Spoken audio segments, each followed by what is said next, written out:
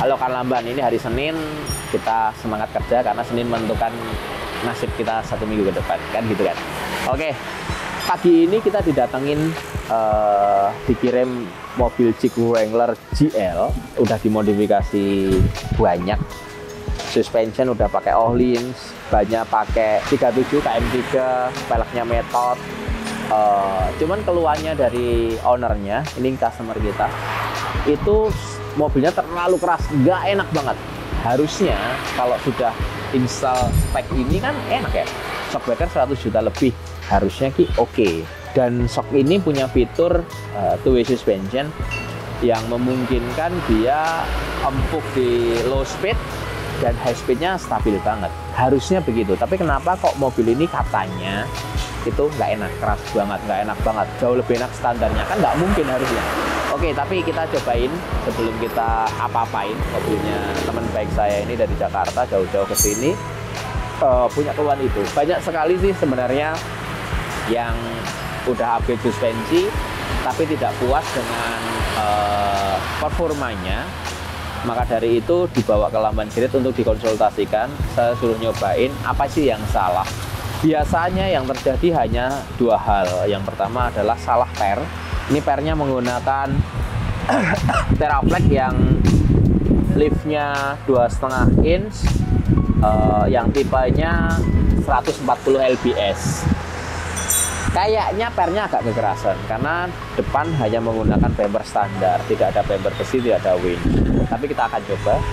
Terus yang kedua, kesalahan yang kedua, dari pernya yang tidak pas, loop springnya. Yang kedua kemungkinan dari tuning suspensinya, karena suspensi ini fully tunable, jadi bisa dituning seperti apapun. Harusnya sih beres dengan kita solving dua masalah ini. Kita coba dulu mobilnya.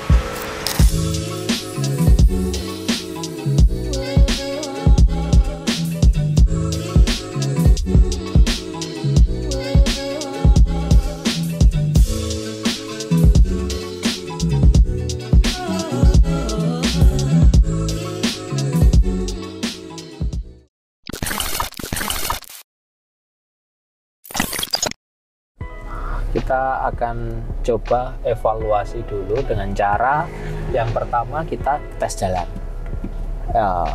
Nah, nanti setelah tes jalan kita lihat data. Ini kita tes mobilnya kok katanya nggak enak banget, kenapa sih? Padahal sudah Öhlins. Ya, ini kayaknya kekerasan, nggak tahu per, nggak tahu shock. Nanti kita lihat datanya. Tapi kita coba dulu, kita rasain, biar kita tahu feel-nya apa sih yang dimaksud dengan kekerasan itu. Nah gitu loh, jangan sampai kita kasih obat salah juga. Masalah ini masalahnya A tapi kita kasih obat B, jadi problem, nggak selesai problemnya. Oke, kita coba dulu, kita rasain, kita lewat beberapa kondisi jalan. Wah ya, atos banget ini. Kalau menurutku sih salah per, satu, terlalu keras pernya. Yang kedua, tuning shocknya juga terlalu keras. Tapi kita akan lebih detailing lagi. Nah, memang kita itu punya misi untuk share knowledge terkait upgrade suspension atau masalah suspensi kepada customer, dan nggak harus beli di kita. Kalau misal teman-teman punya source yang lebih murah, lebih dekat, ya silahkan, nggak perlu ke Lamban Kirit, karena Lamban Kirit jauh. Kita tahu diri bahwa positioning kota itu di Jogja gitu loh, jadi jauh dari mana-mana gitu. Tapi insya Allah kita coba cari partner yang oke untuk kita nanti ke depan ada di Jakarta, ada perwakilan kita di Jakarta. Memang kita tidak buka sendiri, tapi kita partnership. Ada temanku yang kita lagi sinau bareng atau kita transfer knowledge terkait masalah pelayanan dari Lamban Kirit itu, supaya pelayanan di sini sama di sana sama. Butuh proses, butuh waktu, tapi kita lagi mengupayakan ke situ. Sebelum kita sama satu frekuensi, kita belum bisa buka pelayanan di sana. Oke, balik lagi ke GL ini memang keras banget. Nanti yang data yang kita ambil satu, adalah tekanan ban itu dulu. Kalau dilihat dari pressure-nya yang di sini sebenarnya sudah turun, ini sudah 2,4 bar. Ini sudah lebih turun daripada max normalnya dia. Harusnya sih dari ban enggak. Terus nanti kita lihat bobot mobil depan belakang buat data kita. Walaupun aku sudah hafal sebenarnya, tapi tetap harus kita timbang supaya kita bisa infokan ke customernya bahwa bobot mobil bapak ini, jadi pernya seharusnya ini, kenapa kok saya minta diganti, kan gitu kan, supaya tidak dipikir asal ganti-ganti aja datanya mana, alasannya apa. Nah itu. Terus dari satu tekanan ban, yang kedua nanti kita video juga, biasanya kita laporkan ke customer. Yang kedua adalah bobot mobil, yang ketiga adalah data spring rate yang terpasang, yang keempat adalah valving suspension. Tapi sebelum ke valving ini perlu kita cek dulu klik fitur kliknya itu di posisi berapa all-in sini. Oh ternyata ini kondisinya kekerasan, tapi kok fiturnya sudah nol masih kekerasan. Yang dilakukan apa? Ya revalving, mau nggak ada cara lain. Dan memang si all-in sendiri, Mike, saya tiap tahun diajari sama Mike karena kita reseller resminya Ohlins. Nah, itu untuk kita diperbolehkan revalving karena sudah diajarin gitu kan. Dan kalau revalving di tempat kita nggak usah khawatir masalah garansi, kita urusin semua garansinya 3 tahun. Nah, oke. Itu yang kita akan lakukan. Terus yang keempat, yang penting juga kita lakukan, kita akan ukur sudut geometri suspensi depan dari GL ini, sama kita akan juga sekaligus kita sporing 3 dimensi supaya menentukan positioningnya ban kanan kiri itu sejajar nggak sih, jaraknya, keluarnya, terus track width-nya, itu kita akan ukur semua. Data itu akan menjadi data lampiran, ini loh yang kita kerjakan ke customer, dan datanya begitu gitu loh. Jadi sama-sama kita ngasih solusi dengan data. Nah, tadi yang aku bilang geometri suspensinya apa? Sebenarnya sederhana sekali. Kalau untuk mobil rigid axle ini, baik GL, JK, atau V80 atau apapun yang pakai gardan depan solid, itu yang perlu kita cek adalah saat mobil sudah lift kit, itu sudut caster. Kalau sudut casternya melenceng atau geser dari posisi factory setting, itu pasti terkaitnya sama setirnya nggak enak, lari-lari. Setirnya nggak enak, yang disalahkan suspension biasanya, shock sama spring. Nah sebenarnya padahal basicnya geometrinya yang berubah gara-gara di lift kit gitu loh. Solusinya apa? Ya banyak solusi. Kalau contoh GL ini bisa pasang arm adjustable supaya posisi track width-nya, sumbu roda depan belakangnya setelah di lift kit tetap sama. Yang pertama itu. Yang kedua, kita bisa setel arm depan supaya sudut casternya balik lagi 5 derajat lagi. Terus kita juga setelah di lift kit kan track barnya gardannya geser ke samping gitu, kita bisa lurusin lagi karena adjustable. Nah, jadi geometrinya balik ke OEM lagi atau standar pabrik lagi.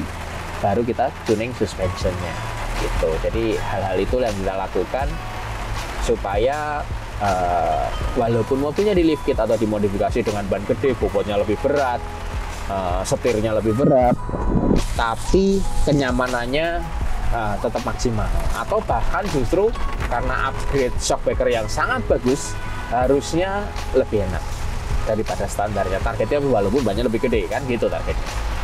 Oke, kita balik lagi ke bengkel untuk step selanjutnya setelah kita coba.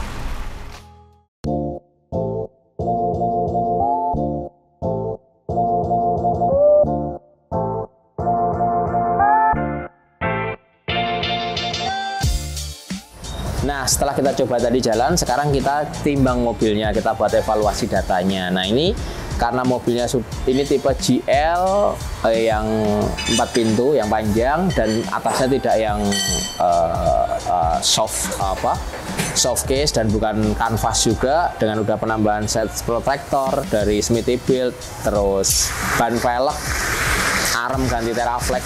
Nah, ini dilihat bobotnya di sini sekarang total 2 ton 270 kilo.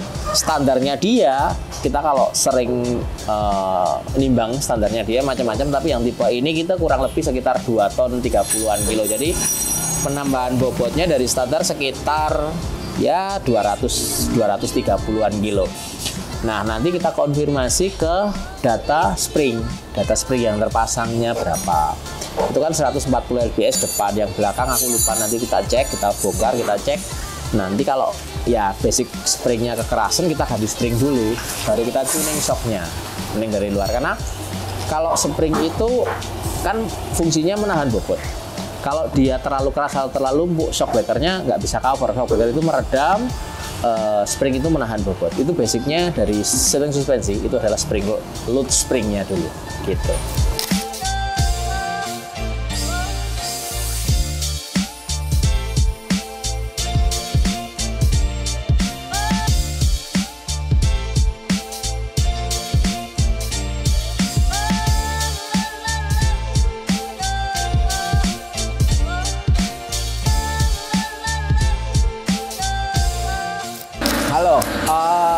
Lanjut, kalau tadi udah kita timbang, ternyata bobotnya lebih dari 200 kilo plusnya.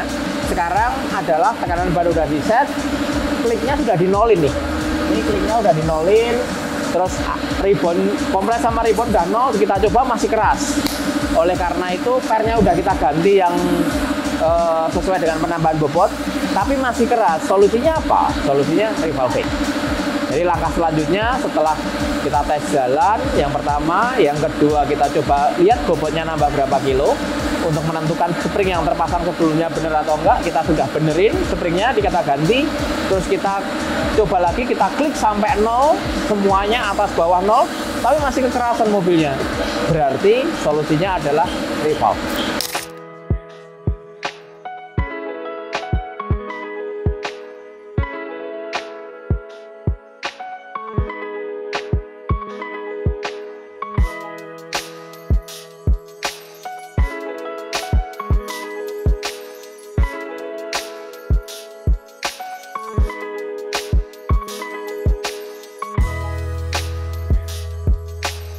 Nah, kali ini kita lagi ngerjain revolving shock Ohlin punyanya Jeep GL. Tadi pagi kita timbang dulu mobilnya, terus kita cek springnya, ternyata springnya kekerasan. Kita ganti spring dulu, terus habis kita ganti spring, kita coba lagi, ternyata cuma ngaruh lembut dikit banget. Untuk shocknya masih kerasa kekerasan, dan ini kita putusin, kita revolving, kita nyari data lagi mau revolving karena ini pertama kali di shock Jeep GL ini yang Ohlin ya. Ini agak berbeda sistem dalamnya, ini kita lagi mempelajari. Nah, yang bikin beda itu biasanya kalau Ohlin itu buat Fortuner itu sim, piston, sim, terus langsung dimur. Nah, ini ada atasnya ada ini. Nah, ini kita pelajarin apakah ini buat stopper ketika ada jalan gelombang terus kita lock, itu kan shock bekerja dengan ekstra. Jadi kita biar tahulah apa sih kegunaannya, ini kita pelajarin dulu biar kita bisa menyesuaikan dan bisa revolving ini dengan maksimal. Halo kawan lamban, ini adalah ruangannya tim suspension untuk bongkar-bongkar suspension, untuk servis, untuk revolving, untuk custom, panjangnya, pendeknya, untuk kebutuhan-kebutuhan khusus, dan kita develop SIM. Nah, ini ada kasus di mana kita kedatangan GL itu sudah pakai teknologi baru dari Ohlin, two-way suspension, yang ini namanya DSV. Jadi dia itu fungsinya sebenarnya bump stop di dalam satu shock breaker. Ini piston tutupnya, ini piston tutup aja. Ini adalah piston utamanya, pistonnya gold, sangar banget, dari tembaga dia bikin. Nah, Ohlin yang lama belum begini, Ohlin yang baru udah begini, oke. Terus ini shimnya, ya, compression rebound, yang biasa kita valving, biasanya high speed compression kita turunin kalau Ohlin. Kalau kita punya Ohlin kok di jalan raya yang keriting-keriting gitu, udah dinolin masih gitu, valving, udah solusinya gitu. Terus, nah ini teknologinya, ini adalah piston untuk bump stopnya. Dia di saat dia travelnya kurang 6 cm bottoming, 6 cm habis, ini masuk nih, ini masuk ke dalam tabungnya kecil gini, masuk ke dalam piston ini. Jadi ada 2 SIM yang nahan, SIM ini sama SIM piston ini. Jadi mobilnya empuk, tapi kalau kena lubang mau bottoming kan, masuk sini kan pistonnya, dia kena 2 peregangan. Dia langsung nahan, atau jumping gitu. Atau kondisi off-road itu sangat membutuhkan teknologi ini. Jadi sebenarnya ini bump stop, kalau di mobil off-road kan eksternal bump stop yang gitu, ini dalam jadi satu. Nah gitu, jadi sangat efisien dan dia reboundnya nggak kerja, jadi ada PR-nya. Begitu dia menekan ke bawah kerja, begitu dia naik ke atas dia buka gitu, jadi reboundnya nggak ditahan. Reboundnya pakai rebound standarnya, jadi tidak, mobilnya jadi tidak kuyang-kuyang gitu loh, tetap semut. Nahan tapi tetap semut karena reboundnya pakai rebound piston yang aslinya. Tapi ini untuk nahan compression, untuk nahan kalau ada lubang ada apa. Teknologi ini dipakai di yang untuk Jeep gitu. Untuk Jeep pakai ini. Jadi memang dibutuhin kan, mobil Jeep kan mau nyambuk jalan raya nyambuk, tapi begitu masuk off-road yang lubangnya dalam-dalam tidak jedah, tidak bottoming. Sip ini. Ini sama dengan yang dipakai rally kayaknya. Nanti aku mau pelajari yang VTX rally. Semoga kita bisa pakai di off-road tahun depan. Coilover shock Ohlins. Nah, ininya terlalu keras kasusnya. Jadi kasusnya yang kita alami itu kena lubang dikit gitu. Jadi terus kita tandain, ternyata saat shocknya travel berkurang 6 cm itu gitu langsung berhenti shocknya. Jadi begitu kena lubang, waduh, ampun, ternyata SIM-nya ini ada 6 lembar, terlalu keras kayaknya ya. Jadi ini lagi kita kurangin sekitar 40%-an. Nanti kita coba lagi. Harusnya kena lubang nahan, tapi nggak terlalu direm nahannya. Jadi biar tetap nahan tapi semut. Harapannya gitu. Nanti kita coba.